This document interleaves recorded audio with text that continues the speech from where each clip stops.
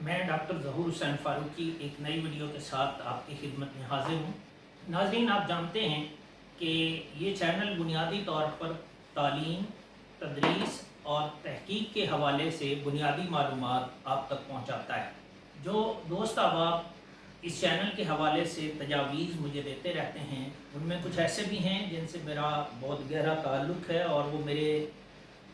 شاعری کے ذوق سے واقف ہیں۔ تو ان کی طرف سے ایک تجویز تھی کہ کبھی کبھی لٹریچر پر بھی بات کی جائے۔ تو آج کی جو ویڈیو ہے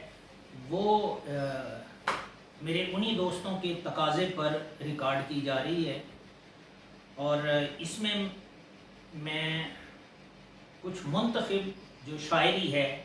جو میری پسندیدہ بھی ہے وہ آپ کی نظر کروں گا۔ یہ ویڈیو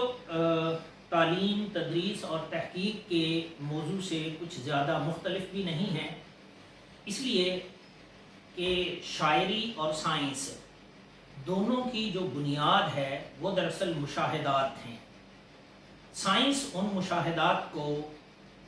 تجربات کی کسوٹی پر پرکھتی ہے اور پھر اطلاقات کی شکل میں ہمارے سامنے پیش کرتی ہے، جس سے ہماری زندگی آسان ہو جاتی ہے، جبکہ شاعر اپنے مشاہدات کو غزل یا نظم کی شکل میں پیش کرتا ہے، جس کے ہماری زندگی پر بہت گہرے اثرات مرتب ہوتے ہیں۔ آپ یوں کہہ سکتے ہیں کہ سائنس ہماری زندگی کو آسان بناتی ہے، جبکہ جو لٹریچر یا شاعری ہے وہ ہمیں زندگی کا جو مفہوم ہے اس کی طرف راغب کرتی ہے۔ یہی ریزن ہے کہ واصف علی واصف نے کہا تھا کہ زندگی صرف نیوٹن ہی نہیں، زندگی ملٹن بھی ہے۔ یہ بات میرے لیے کافی مشکل تھی کہ میں کون سی منتخب شاعری جو ہے وہ اس ویڈیو میں آپ کے سامنے رکھوں۔ تو بہت سارے اردو شعراء کے کلام کو مجھے پڑھنے کا موقع ملا، لیکن فیض احمد فیض کو میں نے کافی زیادہ پڑھا، اور میں سمجھتا ہوں کہ اردو ادب میں غالب اور اقبال کے بعد فیض صاحب کا جو نام ہے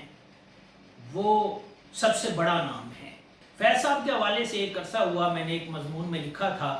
کہ فیض صاحب کی شاعری حسن کی حسین و جمیل وادیوں سے شروع ہوتی ہے اور عشق کے پرخار راستوں کو عبور کرتی ہوئی دار و رسم تک جاتی ہے۔ مثال کے طور پہ فیض صاحب کی ایک نظم جس کا عنوان ہے ہم جو تاریک راہوں میں مارے گئے، زمانہ طالب علمی سے ہی یہ والی نظم مجھے زبانی یاد ہے۔ نظم کا عنوان ہے ہم جو تاریک راہوں میں مارے گئے، اور عنوان کے نیچے بریکٹ کے اندر لکھا ہے ایتھل گرین گلاس روزنبرگ اور جولیس روزنبرگ کے خطوط سے متاثر ہو کر لکھی گئی۔ یہ دو امریکن سائنسدان تھے جن کو 1950 میں غالباً اس جرم میں گرفتار کیا گیا کہ انہوں نے ایٹمی فلوشی ڈایاگرامز امریکہ سے چوری کر کے ماسکو کو منتقل کی ہیں، اور اس جرم کی پاداش میں ان کو گرفتار کیا گیا، ان کو جیل میں رکھا گیا، اور پھر 2 سال بعد ان کو سزائے موت دے دی گئی۔ سزائے موت سے قبل ان کے دو بچے تھے، ان کو انہوں نے کچھ خطوط لکھے، اور وہ خطوط انہوں نے دنیا بھر کے لوگوں کو بھی لکھے۔ ان خطوط سے متاثر ہو کر فیض صاحب نے یہ نظم کہی تھی، جو کہ اپنے حقوق کے لیے، امن کے قیام کے لیے جد و جہد کرنے والے اور اپنی جانوں کے نذرانے پیش کرنے والے لوگوں کے جذبات کی صحیح ترجمان ہیں۔ اور میں نے جو دعویٰ کیا کہ فیض صاحب کی شاعری حسن کی حسین و جمیل وادیوں سے گزرتی ہوئی عشق کے پرخار راستوں کو عبور کرتی ہے اور دار و رسم تک جاتی ہے، اس کی صحیح ترجمان ہے۔ تو آپ کی نظر کرتا ہوں کہ تیرے ہونٹوں کے پھولوں کی چاہت میں ہم دار کی خشک ٹہنی پہ بارے گئے، تیرے ہاتھوں کی شمعوں کی حسرت میں ہم نیم تاریک راہوں میں مارے گئے، سولیوں پر ہمارے لبوں سے پرے تیرے ہونٹوں کی لالی لپکتی رہی، تیری زلفوں کی مستی برستی رہی، تیرے ہاتھوں کی چاندی دمکتی رہی، جب گھلی تیری راہوں میں شام ستم ہم چلے آئے لائے جہاں تک قدم، لب پہ حرف غزل دل میں قندیل غم، اپنا غم تھا گواہی تیرے حسن کی، دیکھ قائم رہے اس گواہی پہ ہم جو تاریک راہوں میں مارے گئے، نہ رسائی اگر اپنی تقدیر تھی، تیری الفت تو اپنی ہی تدبیر تھی، کس کو شکوہ ہے گر شوق کے سلسلے، ہجر کی قتل گاہوں سے سب جا ملے، قتل گاہوں سے چن کر ہمارے علم، اور نکلیں گے اس شاخ کے قافلے، جن کی راہ طلب سے ہمارے قدم، مختصر کر چلے درد کے فاصلے، کر چلے جن کی خاطر جہانگیر ہم، جہاں گنوا کر تیری دل بری کا بھرم، ہم جو تاریک راہوں میں مارے گئے۔ بالکل اسی طرز پر ان کی ایک اور نظم ہے جو انہوں نے اس وقت کہی جب ان کو لاہور جیل سے عدالت میں لایا جا رہا تھا اور پولیس کی جو وین تھی وہ خراب ہو گئی، تو ان کو تانگے پر بٹھا کر عدالت تک لایا گیا۔ بہت ہی عجیب سا منظر تھا کہ لوگ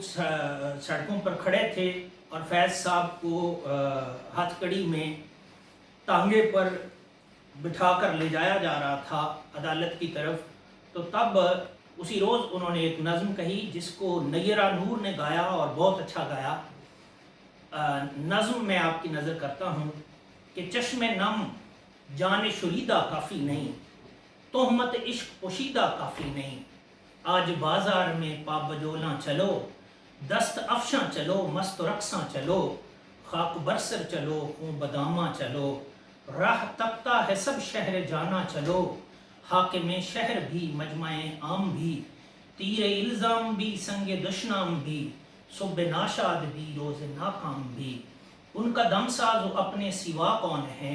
شہر جانا میں ابا صفا کون ہے، دست قاتل کے شایاں رہا کون ہے، رخت دل باندھ لو دل فگارو چلو،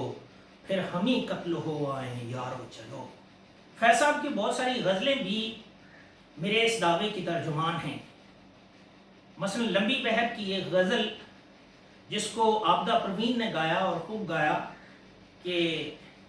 آج یوں موج در موج غم تھم گیا، اس طرح غمزدوں کو قرار آ گیا، جیسے خوشبو زلف بہار آ گئی، جیسے پیغام دیدار یار آ گیا، جس کی دید و طلب وہم سمجھے تھے ہم، روبرو پھر سرے راہ گزار آ گیا، صبح فردا کو پھر دل ترسنے لگا، عمر رفتہ تیرا اعتبار آ گیا، رت بدلنے لگی رنگ دل دیکھنا، رنگ گلشن سے اب حال کھلتا نہیں، زخم چھلکا کوئی یا کوئی گل کھلا، اشک امڈے کے ابر بہار آ گیا،